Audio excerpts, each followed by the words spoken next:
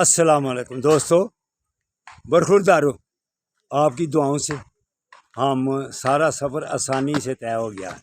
तो हम सीरी में चले गए हुए थे, तो पैदल गए थे।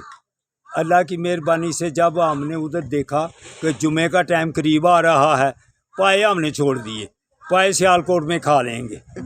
तो सीरी हम वो कर गए, तो हम वापस आ रहे हैं। तो भागते हुए कहा अगर ऊपर गए तो लेट हो जाएंगे। जुमे को उम्मीद दी, फ़ौरन भागा, उसके भाग के जुमा पकड़ना है।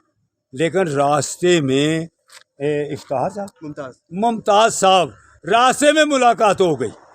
इन्होंने, हमारी भी ख्वाहिश थी, तो इन्होंने गाड़ी खड़ी की, तो हम बीच में बैठ के अल्लाह की मेहरबानी से हम फिर जिधर से चले थे कवाई में, जिधर से रात गुजारी थी, हम फिर उधर आ गए हैं।